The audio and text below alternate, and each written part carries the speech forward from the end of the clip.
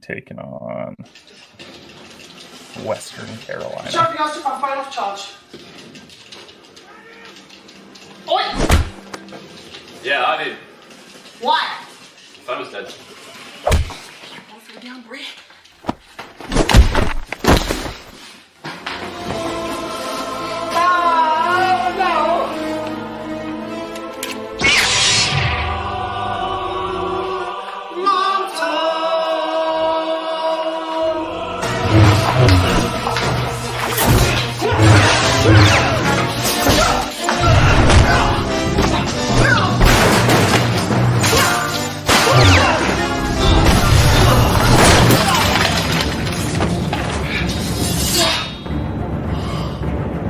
Thanks, Hagrid.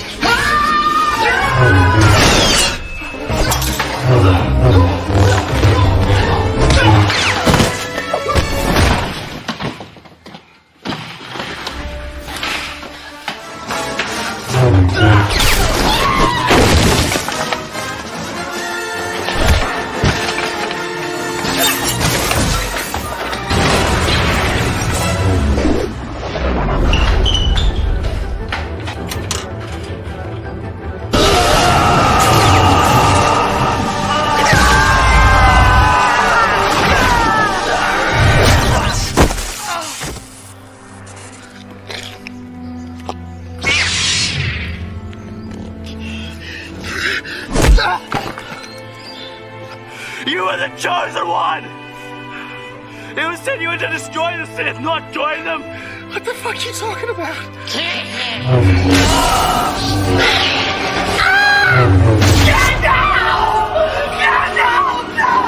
We're working, we're in the lab, and we're gonna make sure this happens as soon as possible.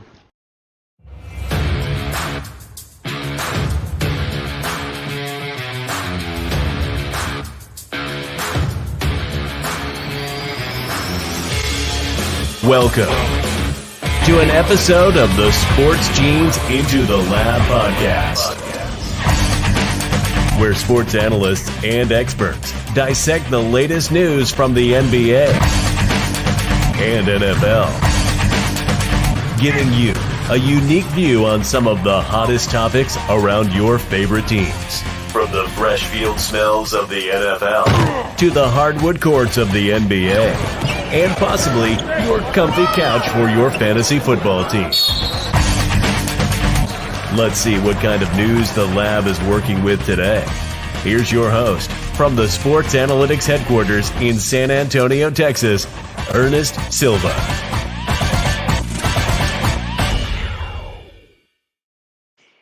All right. We are back. Week number 3. That is right. Week 3. The sports scientist back in the lab, just like LeBron was. We can confirm. Kenny loves when we do that on this show. We're back here. Co-host Chris Borak on the call. What's up, Chris? Hey, what's up, everybody? Glad to be back in the lab. Kenny, Ernest, how you guys doing? Not too bad. It's been a busy week this week, right before the holiday. Also joining here, Kenny Cotter.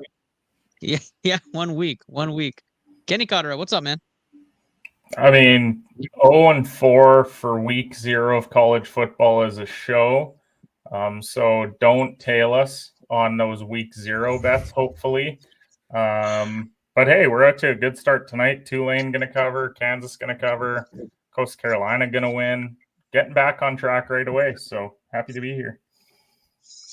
I'm not worried. We're taking Texas this week, so that's a win for us on this show. I'm your host, Ernest Doc E. Silva. Tonight's episode is featuring wide receivers. We know that's why you guys are here.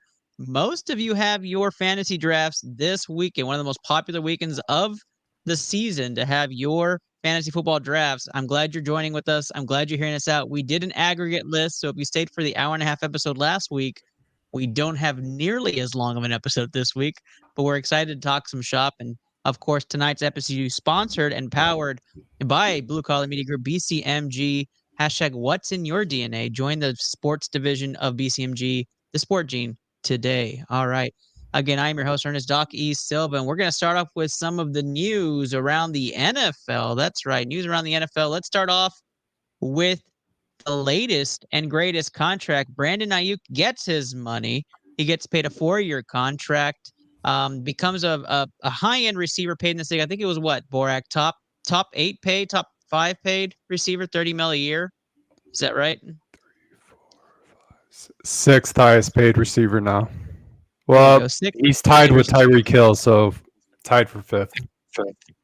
There you go. So he gets his money. He stays in San Francisco. The big hype all off season, very similar to Dallas and Cincinnati. Is he going to get his money? And he does not get traded. Gets the original deal that he got on the table from the Niners. Borak, who won this trade? I mean this signing. I mean, you just said it. I mean, it was the original deal on the table. So I think Ayukin is. I really think his agent's the one that mismanaged this whole situation. I don't think he got as much as he wanted to, but he was going to start missing game checks and start getting fined. So I think the 49ers stood strong, and I think they won the side of the deal. But I mean, Ayuk does get a 4-year extension, so he does get that security. So I definitely don't think it's a bad deal for him. I think it's the appropriate deal, especially when you look at Jalen Waddle and what Devontae Adams is making at $28 million. So I think it's appropriate. So he says he's on the same track. Brandon Ayuk says he's on the same track as Tyreek Hill with his career trajectory. He says he's going to have a prosperous wide receiver career. Said he's betting on himself. Kenny, do you have the same value on somebody like Brandon Ayuk inking this deal and his career trajectory compared to Tyreek Hill? I think what Ayuk brings to the San Francisco offense is huge because a lot of what they like to do is CMC out of the backfield. Debo isn't really necessarily a deep threat. They love to do a lot of run game stuff with him and in the slot. His yards per catch was like almost 18 last year. He just stretches the field in such a way that it helps them a lot. And I mean, I would agree with Borak where I think that his agent kind of bungled this a bit, but I think they just really didn't understand what his trade value was because San Fran wanted another good wide receiver back, which, I mean, one of the big ones was Denver. They were going to offer Sutton and I think a third in order to get Ayuk. That's what they wanted back.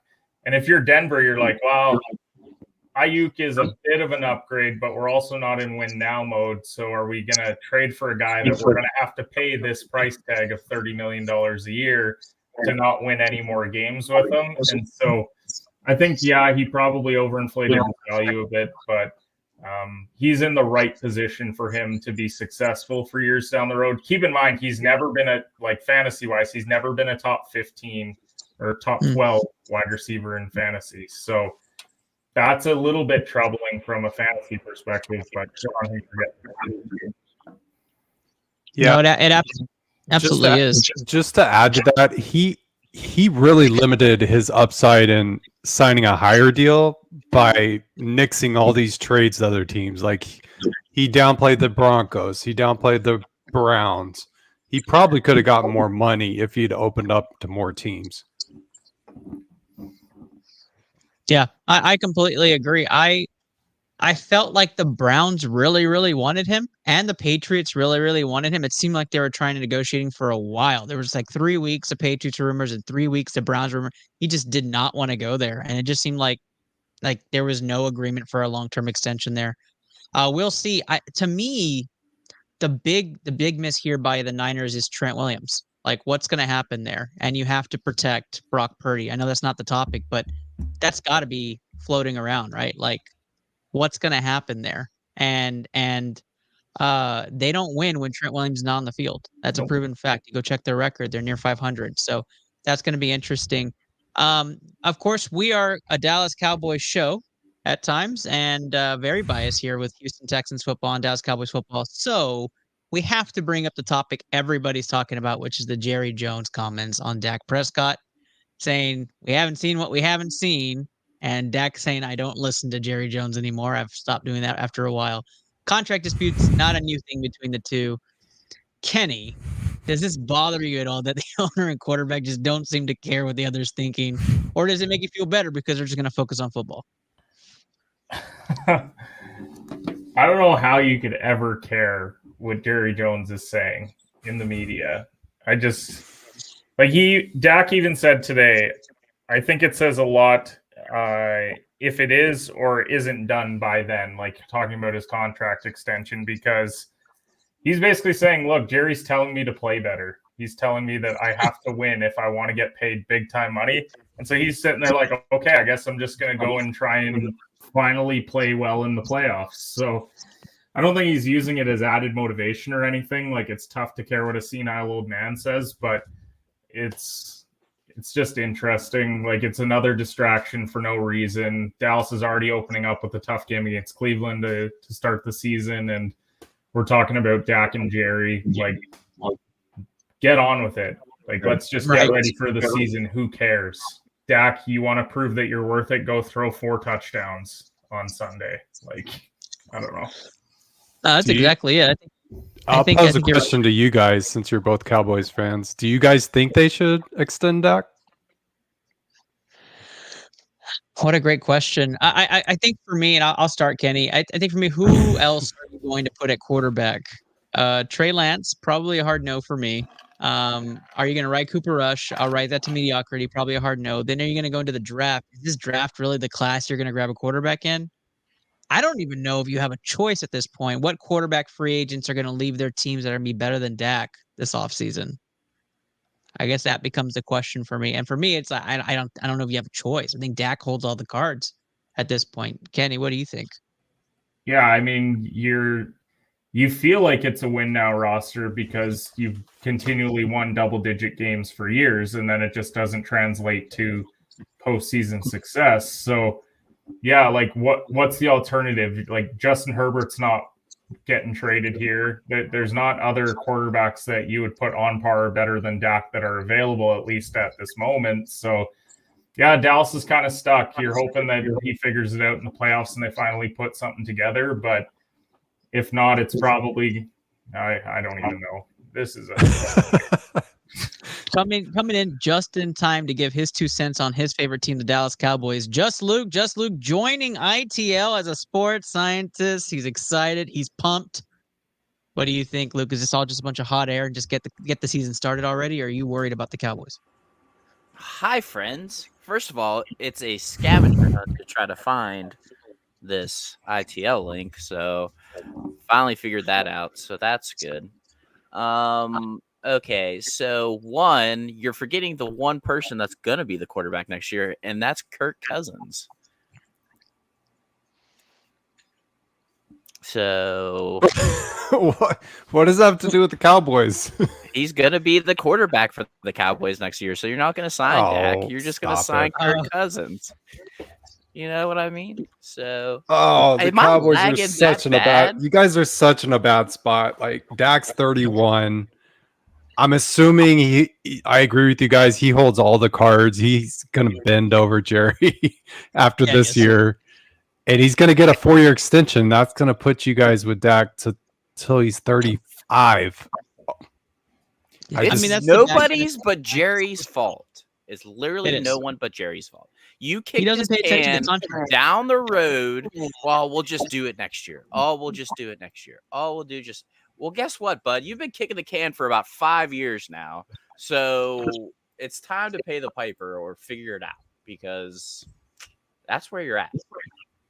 Yep. And in most circles when it comes to Dak Prescott? Easy money! Fucking Cowboys fans. Let's talk about something that actually went right this offseason, right? The Browns did something right. The Browns restructured Deshaun Watson's contract to save them some money. Borak, you had the case on this. Why don't you tell people what they did? Well, I mean, let's preface this. They did something extremely wrong to do something right this time by trading for Deshaun Watson in the first place. So they restructured Deshaun's contract. So they converted $44 million of his remaining money to bonus money. So they cleared about $35 million in cap space. So they have a total of $62 million in cap space right now, which is the most in the NFL. Wild. I'm so glad that they cleared cap space through their quarterback, and now the only position that they need is quarterback. That's a very good point. Very good point. Well, it's just a quarterback away. You're gonna give yourself a pat on the back for restructuring the worst deal in NFL history, and be like, "Oh, well, we restructured it though." That's okay, but you still signed that deal. Like we're not letting you forget that. I think we were just being kind. Like we have to say the Browns did something good. Yeah. That's all I was saying is that like somewhere signing right four, now, like, having 4 fucking quarterbacks on your roster right now. Like, we're not addressing that situation either. Like they voided his final year also, so they actually get Watson off the books earlier. So that's actually another perk to this deal. Oh, I didn't know that. That is a good deal. It voids out 2028 for them, so they actually there's no option whatsoever. So he's just not on the books. His last year is 2027. So that's what the year they converted. So I'm okay with it. I think they did right after they did so wrong. I think it's a good way of putting it. I think that's a great way of putting it. No. You know what, guys? That's it for news. We're going to jump into top 10 wide receivers. Last week went so long. We're going to get right into it today. But before we do that, did you know our very own Just Luke is into streaming? You could check out his page. Luke, go ahead and drop where people can find you on there. Yeah, right now you can find me at honeybadger82 on Twitch. The new logo and new banner drops next week. So excited for that. Been working really hard on it with a couple of our graphic designers here in the tri-state area. So really excited for that. I have 15 followers, of which 8 I don't know. So that's pretty cool. And I only wanted 25 by year end. So we're on a good pace right now. So that's a win-win-win. Yeah, so that's so far not so bad. So, but you can follow me on Twitch. You can follow me on Twitter. You can find me on TikTok as well. All the same name. So next week, the name gets updated to King of Hearts 82, so I can match all the way across the board and don't have any issues that way. You can find me in all 3 places once that happens. That's beautiful. That's beautiful. Go follow Just Luke. Other than Just Luke, there are a slew of old BCMG streamers I still love to follow. That includes Smashly Gaming. That includes Mama Bear 1920. Some of the amazing OGs like Coach Peanut. And, of course, our very own Just Luke. Go check them out. I'm going to put their commercial on, and we're going to jump right into wide receivers tonight, guys. Check this out.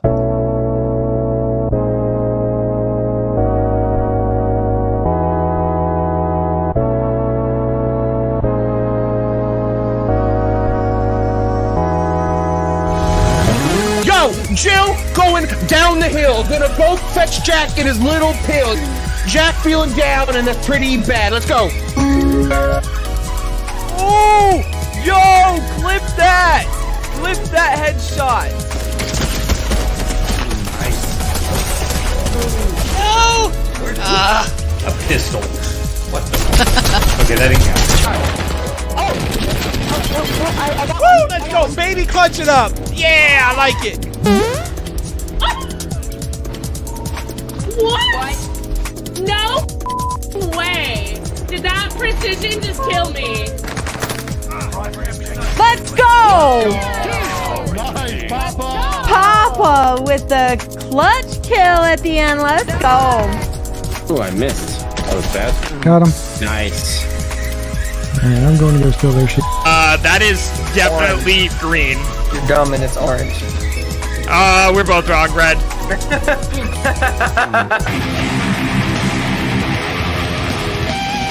I could get that solo if I tried it a couple times, but we'll come back to it. I'm fucking dick right now. Holy shit. Like, I fucking suck right now. Yeah, I can tell.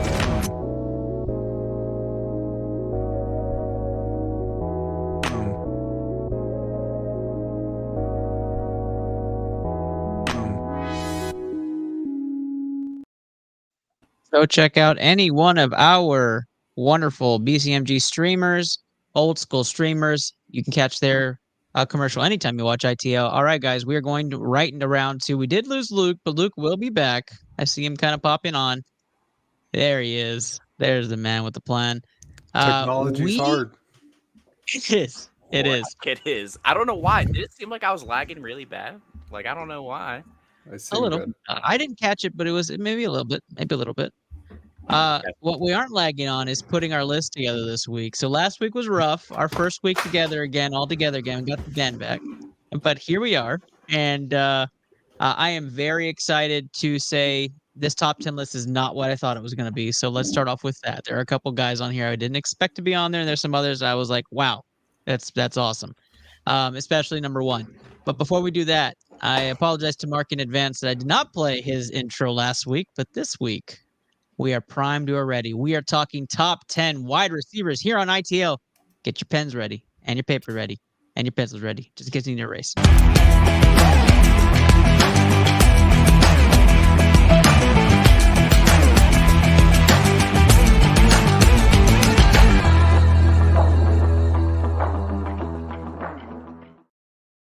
All right, top 10 wide receivers. The sports scientists put their minds together. We got an aggregate list. Let's start off number 10, and that is Drake London. Drake London comes in at number 10 on the ITL top 10 wide receiver list. He was on all 3 other sports scientists who participated in this list, not mine, but I will let everybody else talk about him since he's not on my list. We'll start with you, Borak. You had him at your number 10 spot. Why do you have London in your top 10 this year? Well, he finished top 10 last year. He finished 9th in PPR scoring last year, and he's getting a huge upgrade, as we all know, with Kirk Cousins. And I just think overall the offense is going to be better in general. I think Bijan, we're not talking running backs, but he's going to take a huge step forward, which is going to free up a lot of the field and keep a lot of the pressure off of Drake London. And I think if Pitts could take a step forward and open up the middle of the field, that would be huge for London. I don't think anybody's ever questioned London's ability after seeing him last year, especially with such bad quarterback play. I just think Kirk is going to be a huge upgrade and allowing him to get into the top 10 again this year. That's great. Kenny, I think you had him highest at 9. So you had him a little higher than the floor of the top 10 list. You high on London this year? I mean, the only downside to London the last number of years has been the touchdowns. He's only had 6 touchdowns in his first 2 years combined. A lot of that just has to do with Desmond Ridder and Taylor Heineke and insert quarterback name here. That's not to take away from the fact that he's been over 110 targets both years. And, he's had 70 catches both years, which, again, a lot of that has to do with Ridder throwing him uncatchable balls. It doesn't have to do with him lacking ability. So I think if you're looking at him, he's probably good for another 20 receptions, probably 1 per week is what we're looking at. He's probably good for another 300 or 400 yards. And then, he had 2 touchdowns last year. If he even gets to, let's say, 8 touchdowns this year with Kirk, his points go up by 100, which puts him into easily the top 10 in fantasy. And the nice part is, even if it's not Kirk, Michael Penix is still sitting behind Kirk. So at least he has a little bit of, backup help there in case things go south at the QB position. So I think London's easily a top 10 guy this year. I think from a wideout perspective also, there's not a ton of mouths to feed in Atlanta anymore. You kind of have your offense, you're feeding Pitts and London, and that's your receiving core. Bijan out of the backfield, obviously. But I think what that offense is going to bring. New coach, new system, and then you got a quarterback who's actually regular season competent. So luckily, Atlanta doesn't have a lot of primetime games, so you're going to get Kirk Cousins playing very well. And the worst division in football. Let's not forget, the worst division in football is huge, getting those 6 games. Agree. Luke, give me your Drake London take, and we'll go to 9. Yeah, I think the biggest thing is no Arthur Smith now, right? He hated Bijan Robinson last year. Don't really know why, but having a new face plus Kirk coming in, we obviously know what Kirk does, right? He gets yards, he gets touchdowns, he gets plays. Even if it is in garbage time, he still slings it, still out there. And Drake, I mean, he's the best they have. Yeah, he is the best weapon they have right now, besides Bijan out of the backfield. Maybe an upgrade for Kyle Pitts. We'll see. I don't really know how I feel about Kyle Pitts this year. We'll see how they use him, but Drake is clearly the number one down there. So the yards and the catches will come. Just get the targets, right? Give him as many targets as he possibly can. I'm all about it. All right, so number 9, Marvin Harrison Jr., Rook, coming out of the Cardinals, makes number 9 on the top 10 list. Highest to have him was Davis. Davis had him at number 6 this year. But Borak, you had him on your list, left off the others. Talk to us a little bit about Marvin Harrison Jr. I like what I've seen from him in camp. I mean, we all know his pedigree. We all know his skill set. I mean, he has the skills to be and the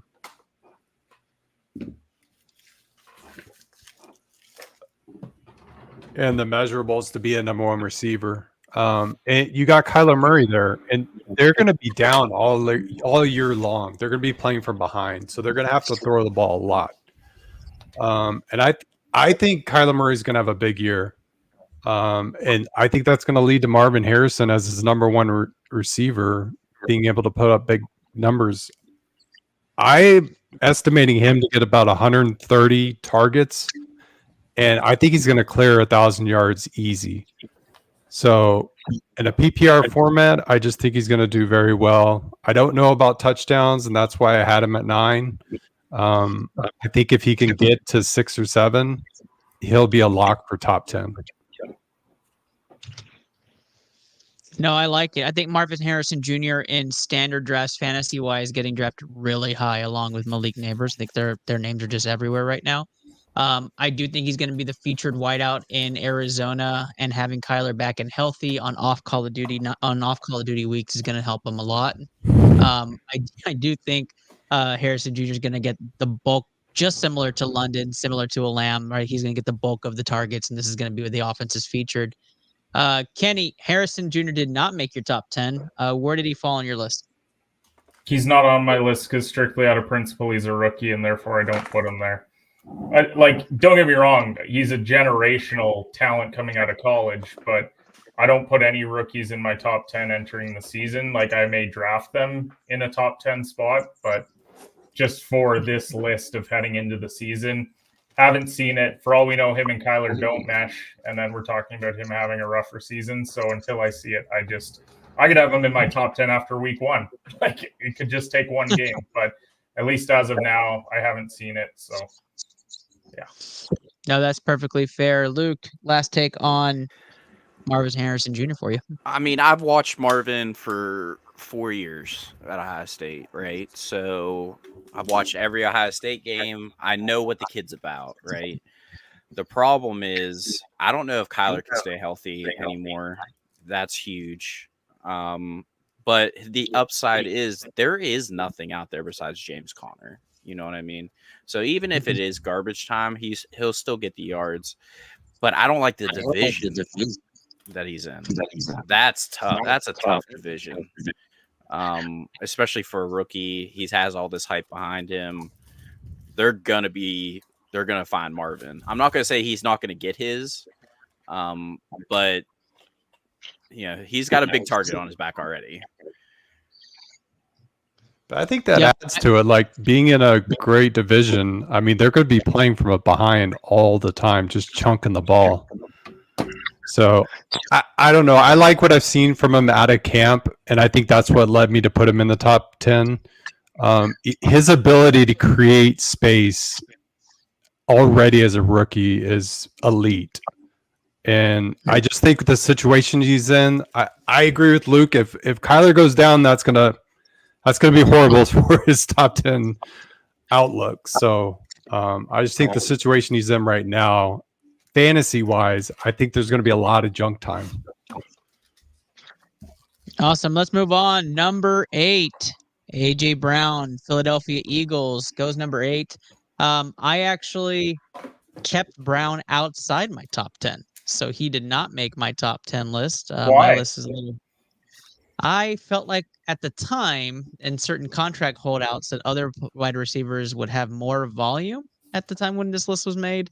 So he fell down for me. And I actually am not high on the Eagles offense featuring him as much as Devontae Smith and others would get featured this year. So top take, I don't even know if he's a wide receiver 1 in my rankings. I actually think he's a wide receiver 16 or 17 on my list. Get So that Eagles hate out of your heart. Wow, Sorry. that is a massive Eagles hate right there. You can clip that, Mark, and when it happens this year, we can feature it everywhere. But Borak, you like Brown, and you did too, Kenny. So I'll start with you, Kenny. You had Brown at 6 on your list. What's your take on AJ Brown this year? He had 158 targets last year with Philly. That's why I like him. He's had over 1,450 yards back-to-back years. He had 7 touchdowns last year. To me, he's the best deep ball receiver in the league. I don't think that there's any wide receiver I'm throwing it 40, 50 yards down the field. I want AJ Brown to be the one on the end of it. And when you have a receiver like that in fantasy that I think can be a game breaker at times, I just think that there's tremendous value to be had there. So I may hate the Eagles. I think that Nick Sirianni's a big piece of shit, but I do like that he throws the ball to AJ Brown a lot. So that's why I have AJ Brown there. All right, AJ Brown high there with the target ratio. Luke, how do you feel about AJ Brown? He finished 9th, I think, last year. I found my old list from last year. I think he finished 9th in my list last year, and obviously that didn't work out so well for me. My problem is his last, I think, 5 games, he only had. So you're talking one reception. He finished 5th. Like 1 reception, 9 yards, 4 for 5, 6 for 11, 5. No touchdowns, no games over 100 yards over his last 6. So that's a little concerning. But he did have an injury coming out of the end of the season, so I get it. And they were all banged up at the end of that season last year. So my problem is it's not even AJ. It's you've lost the brain of that entire team. Like, that's my concern for the Eagles. It's not. I think the offense will be there. You know, Sirianni will figure it out. They'll scheme him open, and it'll be fine. It's just you lost the entire brains of the operation. So until I see what that offensive line looks like first, I'm just out on him for right now. Yeah, I'm with you on there. Kellen Moore does boost fantasy receivers, but Kellen Moore is also on the hot seat too. So I got to get the hate out a little bit, but I think Devontae Smith is that guy. When you look at the type of players who have great years with Kellen Moore, it's not an AJ Brown prototype, although he's, I guess, what do you call that? Like the Astros, they're inevitable. We'll see. Borak, last take on AJ Brown. I think everybody covered it. I mean, I'm with Kenny. 158 targets last year. Are you kidding me? And I don't see that coming down at all. I think Kelsey's a big loss to that offensive line. I don't think the Eagles are going to be blowing people out like people think they are going to be. And I think they're going to be in a lot of close games, and they're going to need AJ Brown and lean on him. I'm not as high on Devontae Smith as other people. And I think that's what led me to have AJ Brown a little bit higher in the top 10 than probably most people. Yeah. I actually probably swap out my Brown Smith rankings. You could probably find them on my list and they swap out. But let's talk number 7. Deebo Samuel makes number 7 on the top 10 ITL list. Mind you, this list was created and done before the Ayuk signing today. Deebo's highest on my list. I love Deebo Samuel. The targets are there. The rushing attempts are there. The touchdowns are there. Deebo Samuel in the Niners offense makes up 42% of touches when they're within the 40 to the goal line. I love Deebo Samuel. I've had him in most leagues, in most areas. When it comes to fantasy football, he's got me plenty of championships. And he finished on my list in the top 5 when Ayuk was not signed. That would come down a little bit. I don't know if he'd be top 5. I'd have to crunch numbers a little bit more as far as target share. And then Trent Williams, to me, is a big factor as far as how many passes Purdy will actually get off this year. But Samuel finishes at number 7 on the ITL list. Luke, do you like Deebo? I like Deebo just because of the history factor here, I don't think Christian can just keep up what he did last year, right?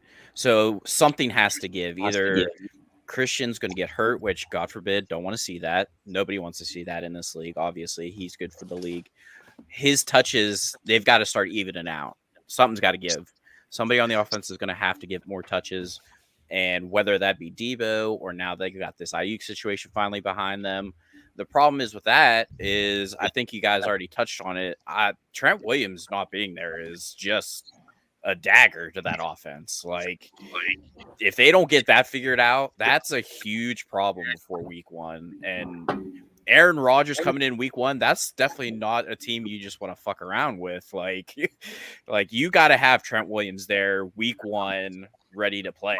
So I think Debo finishes top 5 this year, at least for me, just because, like I said, the touches have to even out eventually. I don't think Christian can keep up that pace that he had last year. So I think Debo top 5, I think, is a lock. We're very pro Debo so far in this analysis. Lower on the rankings, though, are the other 2 members on the ITL sports panel here. So, Borak, you had Debo closer to the bottom of the top 10 list at 9. Where's your stimmy on that? Yeah, that was before the Brandon Ayuk news. So he only had 89 targets last year. I was banking that Ayuk wasn't going to report or get traded, and his target share would go up. The thing that is unique about Debo is he did have 37 carries last year. So they're creative in finding ways to get him the ball in space. I do agree with Luke. They're going to have to lean on him a little bit more because CMC can't handle 400 touches every season back to back to back. But the downside, I would have him out of my top 10 with Ayuk news just because Ayuk's going to command 100+ targets, and that's going to take away from Debo's opportunities. So I'm not saying Debo's a horrible receiver out there. I think he'll still be top 20. I just do not think he'll be top 10 with Ayuk there. That's very fair. That's very fair. Kenny, wrap us up on the last take for Debo. I put him at 10 because, quite frankly, I didn't know who to put at 10. I probably panicked put him there. He only had 60 receptions last year. He had 1,100 yards, and he had 12 touchdowns. He was TD dependent. So I think that once they added CMC, you kind of lost the Debo 2021 Debo, where he was like a top 5 player in fantasy. So I think that his value has gone down. I'd be happy to draft him as my wide receiver too, but I don't know. I just don't think that the value is there like it once was because of CMC, because of Ayuk. Like, Kittle didn't even have a great year last year as far as receiving goes. So maybe his numbers come up a bit this year. And I mean, Debo relying on 12 touchdowns, that's not what you want to see. So I don't know. I had him at 10. So completely agree. Let's move on to number 6 on the top 10 list, which is going to be Garrett Wilson. Call it the Aaron Rodgers effect. Garrett Wilson comes at number 6 on the ITL top 10 wide receivers. Just Luke, what do you like about Garrett Wilson and the return of Aaron Rodgers there in New York? This is another situation. I watched Garrett for years at Ohio State. The kid's electric when he has the ball in his hands. And this is absolutely the Aaron Rodgers effect. But he still put up numbers with Mike White, Zach Wilson. The kid's going to get his, whoever the quarterback is. So he is the clear-cut number 1. Lazard, Kenny's boy, Kenny's cousin, actually. I think we have to fact-check that with Mark, but I think Alan Lazard is Kenny's cousin. But, yeah, right? Weren't you at the family reunion with him? I thought you were. No. Alan Lazard, I don't know. We'll see. But Garrett's getting his regardless of the quarterback situation, right? So as long as he stays healthy, which he's proven he can stay healthy, he's going to get his. I mean, Mike White at one point was throwing him passes. Like, it's fine. But this one is majorly dependent on Aaron Rodgers this year. And he's not young anymore either. He's going to need a contract. what are you going to do with Garrett Wilson at the end of the season? You know what I mean? Like, there's a lot of question marks on that Jets teams now, So, but I think 6 is fair. I think 5 or 6 is probably fair. Yeah, Kenny, you had him at 7. So did you, Borak. You guys both had him at 7. I'll let you take first grabs at this, Kenny. What do you feel about Garrett Wilson this year?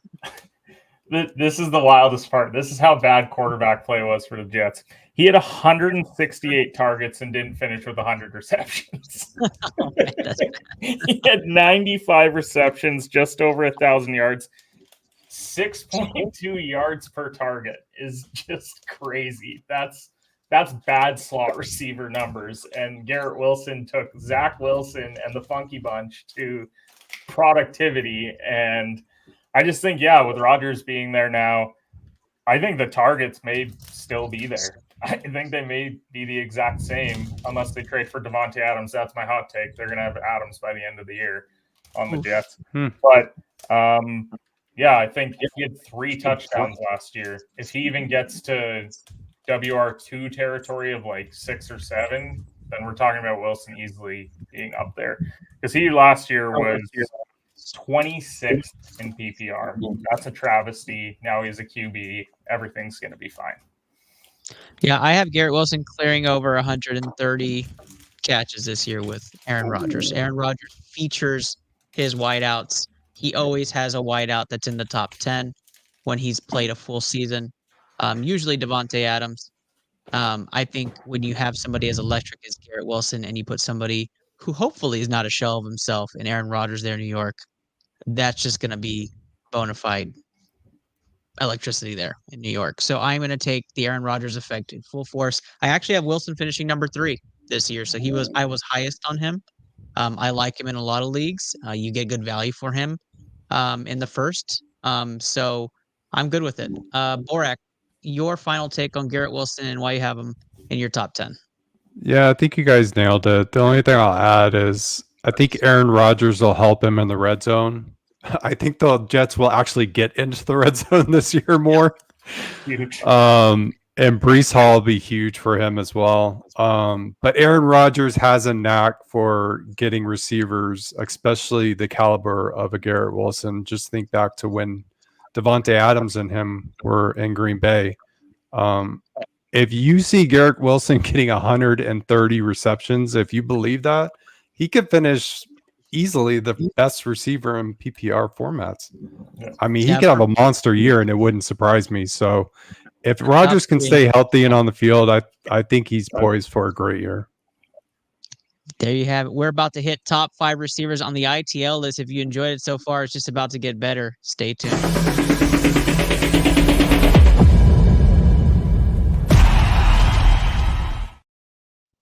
Top 5 wide receivers in fantasy football brought to you by Taquito Express. Get all-you-can-eat tacos for $9.99. Enjoy it while it lasts. Use code ITL when you go over there. Get 10% off already. A great price. Luke and I have enjoyed those tacos very much, and they were stupendous. Anytime I go down to the valley, I go to Taquito Express. It's absolutely delicious. All right, number 5 on this list. No surprise, probably lower than most because of the situation happening. Jamar Chase in Cincinnati. Jamar Chase comes in at number 5. I'll let you start this one off, Kenny. Chase is 5 on this list. We know the situation in Cincinnati, right? He's not practicing after his coach said he would. What do you take on the Jamar Chase situation in Cincy? I'm not too worried about it personally. I think that's going to get sorted out once the season starts. I think we see it all the time with players of this caliber. If they're just dealing with like a nagging injury or contract or whatever the reason may be, they just kind of don't really care. Plus, like, do we really care if Jamar Chase is practicing or not? Like, once he's ready to go on Sunday, like, he didn't have Joe Burrow for half of last year. He was still 11th in PPR. He had 145 targets, over 100 receptions. The only number that was down from his first 2 years was his TDs. He still had 7, despite not having him. I normally get a little bit worried when you have a guy like T. Higgins as your WR2, but I think Higgins is just kind of the deep ball guy, and Chase is I'm going to throw every other time to you. So I'm not worried as long as he's a healthy Joe Burrow. I think he's a top 5 fantasy wide receiver, and so I'm fine with him there. I had Chase at 5, so I matched the aggregate, but I only had him down a bit because I worried about the injury piece. When you in the off season, right? You're not in the same game shape condition. You get to a slow start. He had that same issue in games last year where he had a slow start in some games. So I worry about that. But Chase is a home run play. I do like Chase as long as Burrow stays healthy. The offensive line is going to be weaker. I worry about the pocket for Cincinnati. I worry about a down year for Cincinnati. So I worry about targets for him. And that's why he's at number 5 for me. Borak, how do you feel about Jamar Chase on your list? I mean, you guys pretty much already covered it. I was worried about the offensive line too.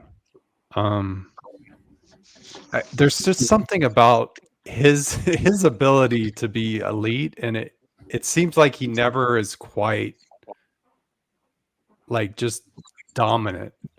I mean, he'll have a game here and there. I just think he's a safe floor, and I don't think he's the highest upside out there. So I mean, I definitely think he's going to finish top 10 again, especially if Burrow stays healthy. But the offensive line and Cincy does scare me.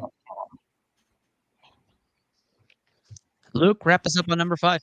Yeah, I think the loss of Joe Mixon is going to be huge for them. Culture. I know. Had to say it. Losing, really, they lost their entire backfield this year. You know, they don't have either one of the P. Ryan or him this year. So that's 2 huge losses. Put some respect on Zach Moss's name. We'll never put respect on Zach Moss's name. Ever. But you know why I'm not worried about Ernest? Because they have 4 guys I've never heard of at wide receiver right now, besides T. Higgins, right? Charlie Jones. Anybody? Is that your cousin? Yeah, that might be okay. Charlie. Yeah, because I was unaware of Alan Lazard. You may be unaware of Charlie. Yeah, that's my bad. Okay. I forgot. I took a selfie with him there. That's my bad. Andre Losivas. What'd you call me? Future CFL. Yeah, I'll see him at a Rough Rider. I'll see him at a Rough Riders game.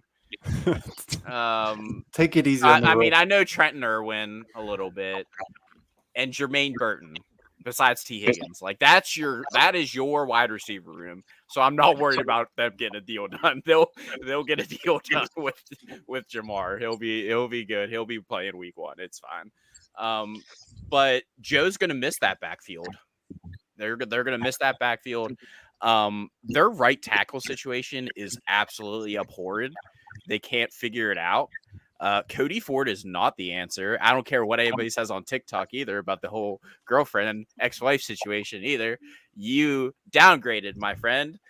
Anyway, and you're getting your shit ran at right tackle every play. It's just amazing to me that for years you never had to worry about their running backs, their wide receivers, or quarterbacks. You never had to worry about it for eons. And now it's the other way around. You can't figure out the offensive line or tight end situation, and you have a 1 and a 2. You had Joe Mixon and Samaje Perine, a good 1-2. Like they just cannot figure this offensive line out, like at all. And missing that Penei Sewell pick is really hurting them because they needed Penei Sewell bad. Yep, completely agree. I think we're all consensus here. There's worry about that offensive line, and Jamar Chase, the targets will be there, right? Just how valuable those are. That's the only worry there. Number 4 on our list goes to another question mark at quarterback, but Justin Jefferson, Minnesota Vikings, comes in at 4 on the ITL consensus list. Jefferson for Davis was very high, and Borak both had him at 2. Kenny and I both had him a little bit lower in the standings, but Borak, you're high on Jefferson. Talk to us. Yeah, I'm not worried about his quarterback situation because he's going to get about 160 targets this year in a bad team that is going to be trailing a lot. And again, I attribute this to garbage time. The only thing I guess you could say is that you're worried about his touchdowns being down, but he had 5 touchdowns in 10 games last year. And he had extremely poor quarterback play last year. So I just think he's going to command the ball. I think he's going to lead the NFL in targets, and he's dominant. I mean, he's going to produce. So if he can stay on that field and stay healthy, I think he's a lock for top 5.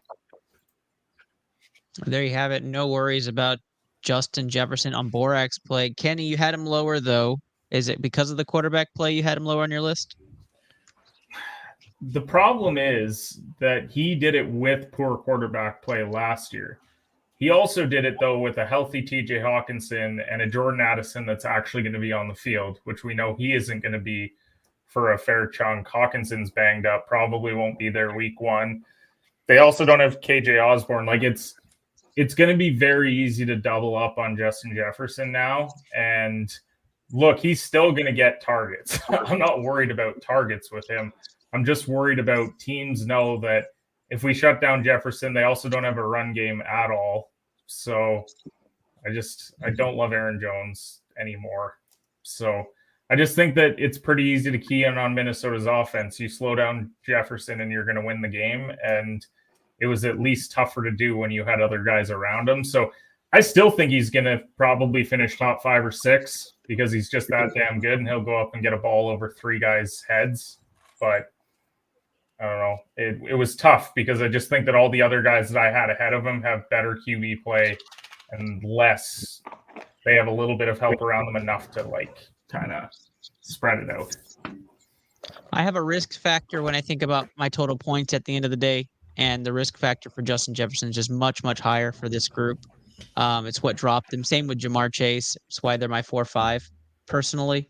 I think that Jefferson will be a great pickup for teams who are needing a lot of targets. He's going to have a lot more potential. I'm not so much down on touchdowns because I don't know who else is there with Hawkinson hurt. There's no real. They're not going to score many. I guess that's true, but the ones they do, right? It will be Jefferson. Yeah. So I think that might balance out a bit. But yeah, that's my take on it. Luke, you have Sam Darnold or Nick Mullins. Yeah, that's true. That's who you have throwing the ball. Probably Cooper Rush. It's actually an upgrade from last year. Is it though? Is it though? Like, I don't know. I agree with the 4 or 5. You could probably switch these around, and I'd be okay with it too. I just there is nothing else up there besides those two. Now without Hawkinson, there's nothing besides Justin Jefferson and Jordan Addison. Does anybody want to take a guess on one of the other wide receivers on the roster? Luke, you stole this because I wanted to do that at the end. You did the who is this wide receiver, and now, damn it. Yeah. So they're all pretty young. We'll go with the oldest one. Where's number 11 went to Vanderbilt? Not a clue. No clue. Trent Sherfield. Sr. Oh, wow. How about the next oldest one?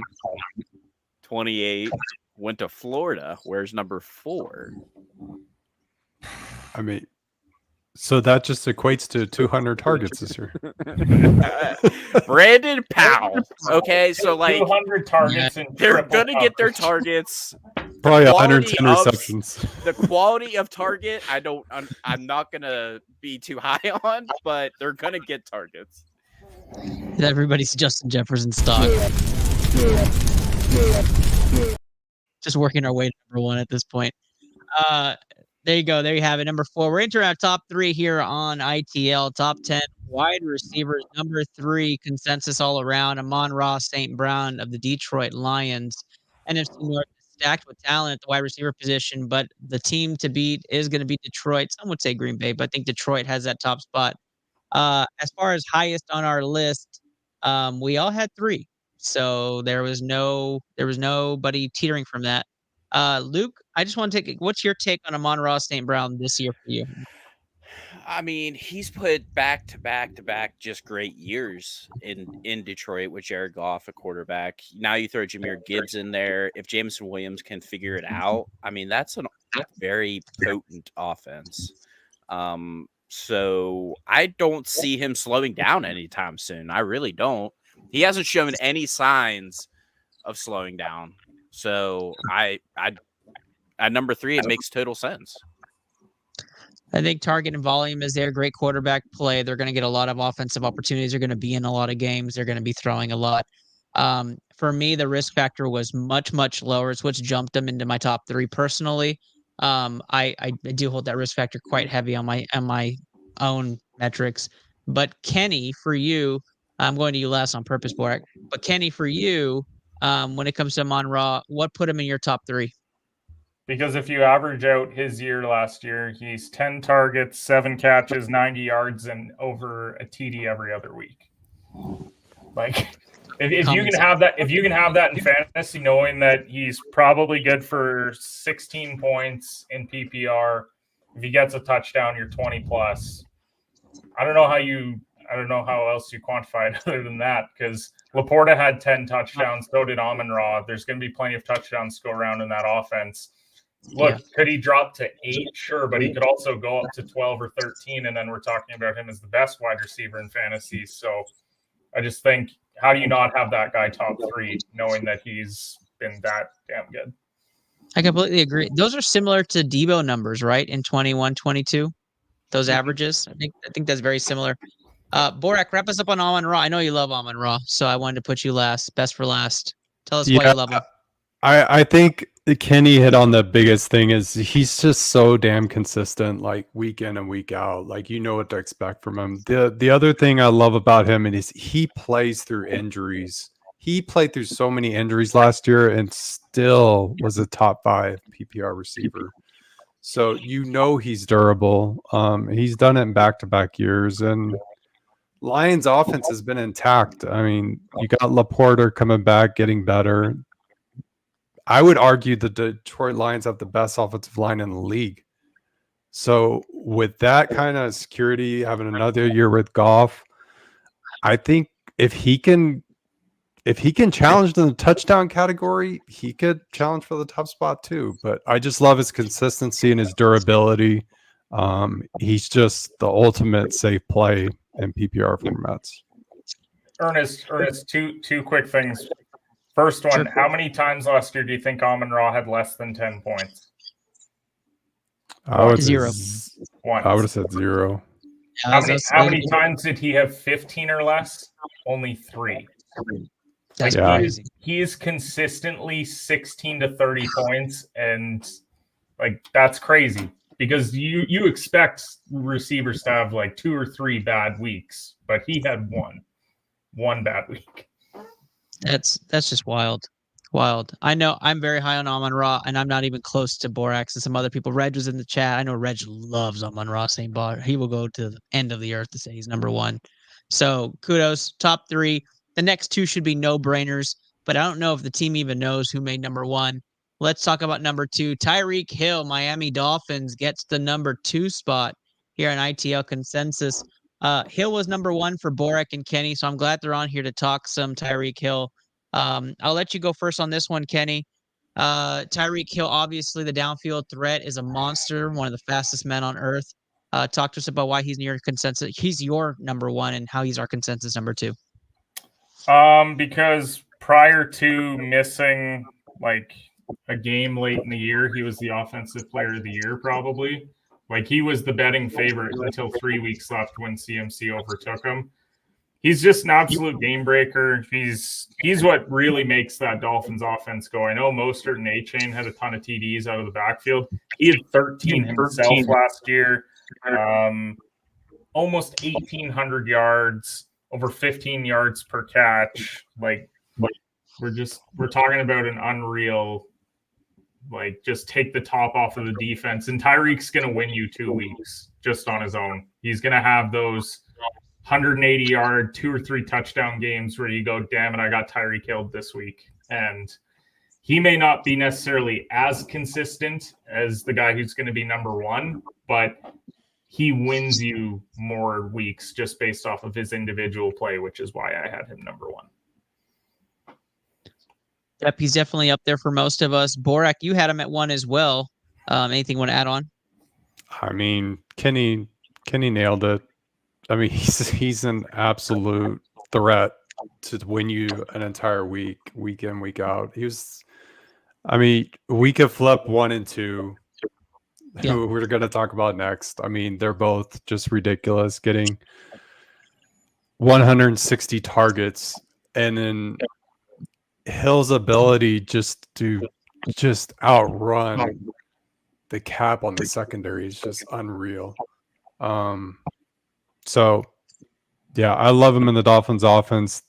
And plus the Dolphins are notorious for just destroying bad teams in the regular season. So he's going to win you some weeks by himself. And he gets to play the Patriots twice. Luke, what's your take on Hill before we transition? I think they pretty much covered for the most part. I mean, these first 6 games for him, I mean, he might have 600 yards in the first 6 games. Like, he's got the Bills to start, Seahawks, Titans, Patriots, Colts, Cardinals. I mean, he might. I don't know what break 1,000 yards. He might break 1,000 yards in the first 6 games. Like, he's just an absolute weapon, and defenses are just so afraid of him.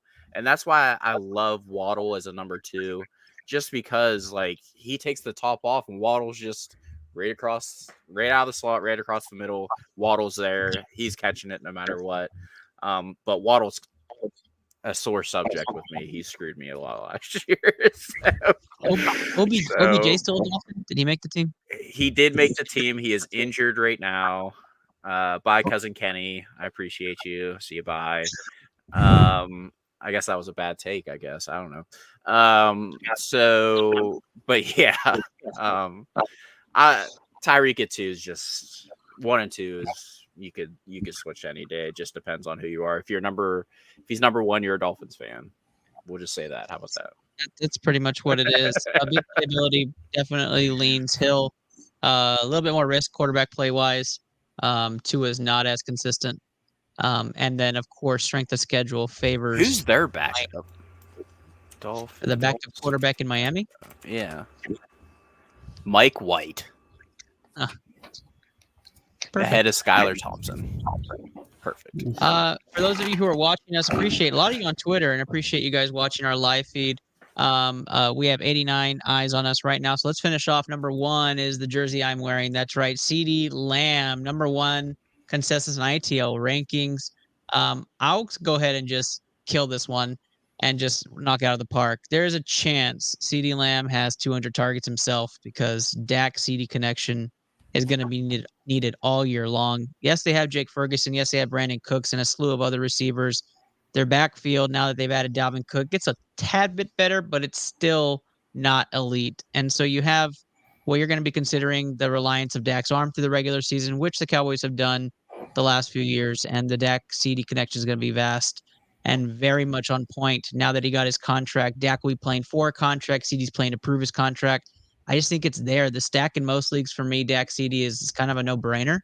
I love what they've done year after year after year. The consistent talk, CeeDee has been valuable to the Cowboys. He's now working carries out of some sweeps. He's worked the slot. He works the outside. CeeDee Lamb, Dak Prescott. I think that's a stack that'll ride the championship again this year, just like you did last year. I like CeeDee at 1 overall. He was 1 for me. He was 1 for Davis in his rankings list. I don't have yours, Luke, so I got to get your take on CeeDee Lamb before I go to the other guys.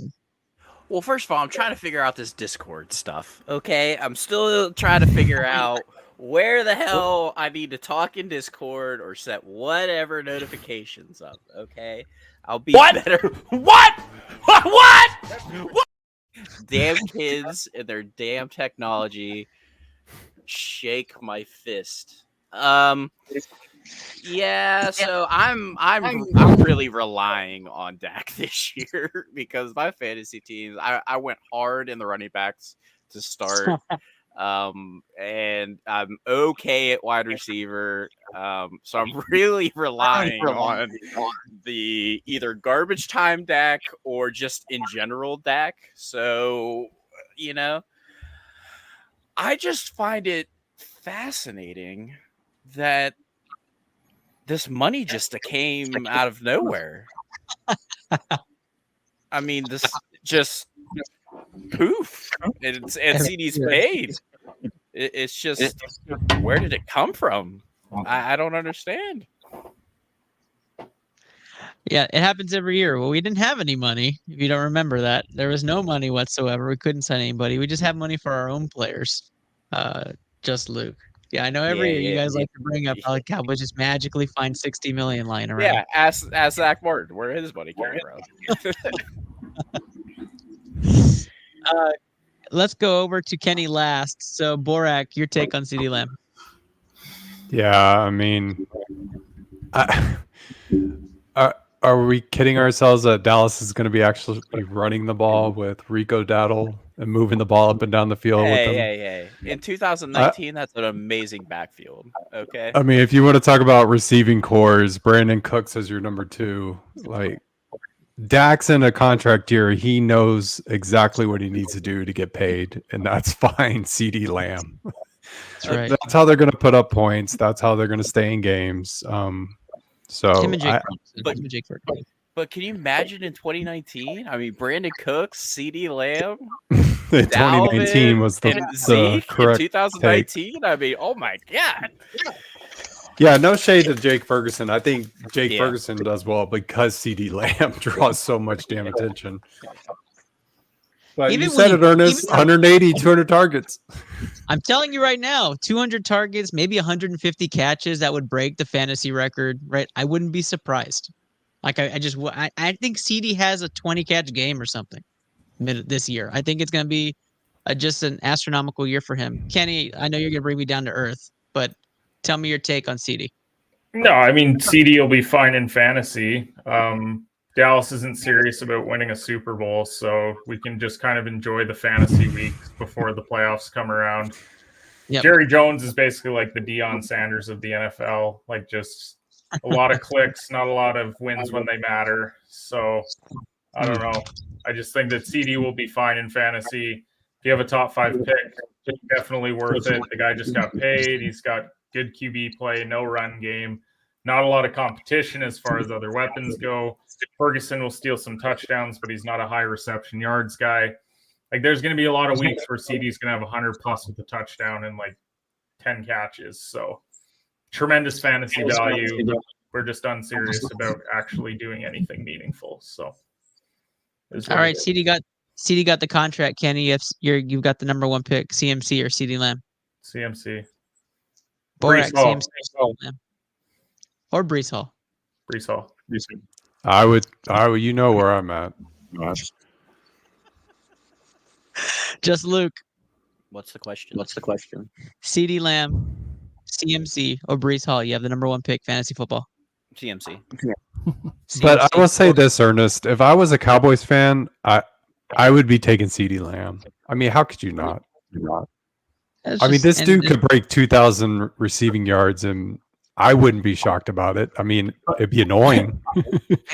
I can't draft CD in any league because they piss me off enough on Sunday. And the week where they lay an egg against San Fran and I burn my CD Lamb jersey over it, like I just leave fantasy. Like I never draft Cowboys players. I will draft Green Bay, whoever. I can get mad at them easily, but they already frustrate me enough on Sundays, so I don't need to throw a fantasy into that too. That is completely opposite. He had 181 targets last year. I know. Yeah, he's gonna break 200 this year. I'm telling you, it's not crazy. Is there a prop bet on that? Because we need to find that prop bet. Yeah, we need to look that up. Guys, that is tonight's show. That is tonight's episode. Thank you so much for joining us, being a part of tonight's episode. Just Luke, tell the people where they can find you. Yeah, you can find me on X. You can find me on TikTok. You can find me on Twitch.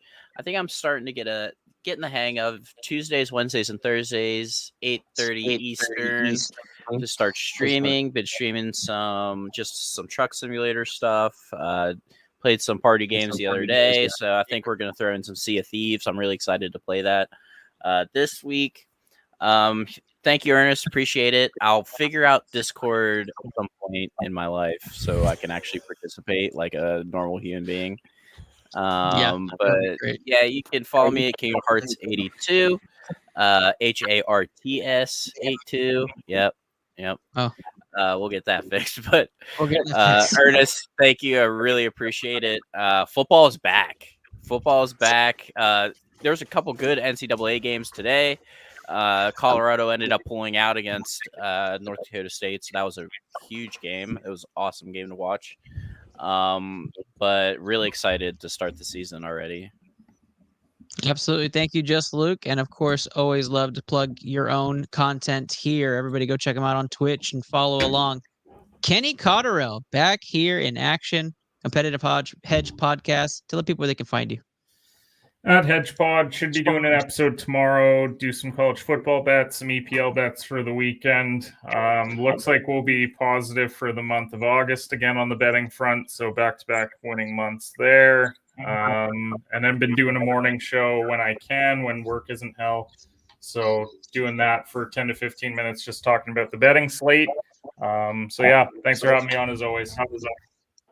Absolute pleasure, Kenny, and possibly in Texas in October, right? No. Election season, buddy. Oh, yeah, that's right. I had to try. I'll keep trying. We'll see if we can break that barrier. The co-host of Season 6, Chris Borak himself. Chris Borak, tell the people where they can find you. You can find me on X at PlusWalker99. I appreciate everybody tuning in, hanging out with us. I'm excited about football being back next Thursday, and good luck to everybody in their fantasy football drafts this weekend. Oh, absolutely. I'm looking forward to your league this weekend, Borak. It's one of my favorite drafts. Excited to be sharing the stage with you on Saturday. I'm your host, Ernest Docky Silva. You can find me on all these major platforms at Intel Lab Pod or at the Sport Gene on Twitch, where we're only live with this anyways. But we appreciate all of you. You guys have a great night. Good luck to your fantasy football drafts, and go Stros. Good night, y'all.